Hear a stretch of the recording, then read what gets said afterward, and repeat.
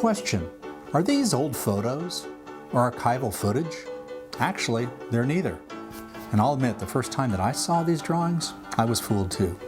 Tulsa artist Daniel Phillips, whose work has appeared in galleries nationwide, kind of likes it that way.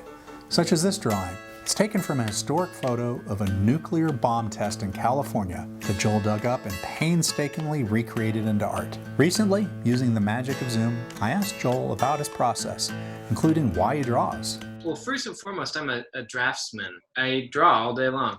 I found a long time ago that the best way that I understand anything is by exploring it with a pencil. There's something about the process of drawing that forces me to slow down and really try to understand something in a deeper way. All of my work right now is about these questions of historical amnesia, and the funny reality is we have this historical record in photographs. It's sitting right in front of us, and we often do not acknowledge or somehow have just bypassed. Maybe there's too much of it. But when you look at a drawing, you're kind of forced to question its reality because it's obviously invented. I'm interested in images that kind of have that tension in the middle of them, where you look at them and you say, oh, this is both beautiful and terrifying. I hope a viewer will walk into a room and say, oh my God, that can't be real. Look at this crazy drawing, that can't be real. And then they realize that this is a drawing from an actual photograph.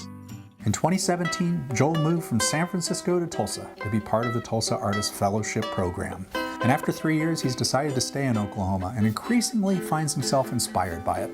Like the time he went up Route 66 and found the source of his most famous work, which now hangs at the Smithsonian. I stopped in AFTON because I'd heard about this amazing old motel sign that was along the side of the road there. And Josephine was sitting in her front yard, which used to be an old motel, and I stopped to ask her if I could photograph her sign. And we ended up just hitting it off, and we chatted for an hour, and I photographed the sign, and I walked away, and I was like, what are you doing?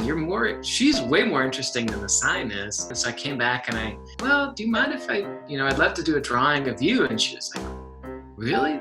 Why me? And I was like, I really thought there was something incredibly striking about her as a human. And so I took this photograph and I did a drawing, and I finally stopped by about 2 years later. It turned out that she'd actually passed away 2 days before I came back.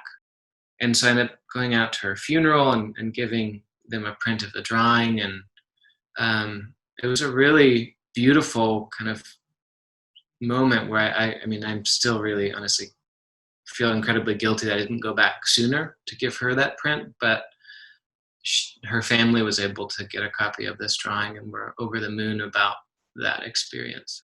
Over the past few years, Joel's been researching his latest project on the Great Depression.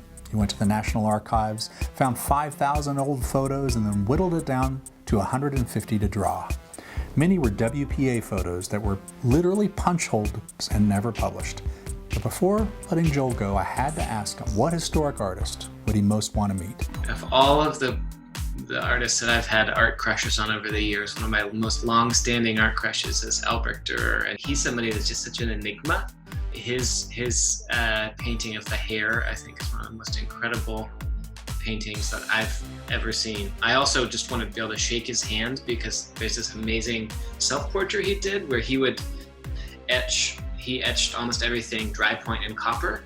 There's a self-portrait of him where his forearms are just these huge, gnarled, just like I carve things in a copper plate for a living sort of forearms. And I would want to see if he played up how buff his arms were. I'm very curious, because I bet he didn't. I bet he was just absolutely shredded. You can see some of Joel's most recent works at Tulsa's M.A. Durant, either by appointment or online through June 30th. Meanwhile, check out Joel's Instagram page or website at joeldanielphillips.com. And please follow our Instagram at OETA Gallery to see more artist features like this. Thank you for watching, and as always, stay arty, Oklahoma.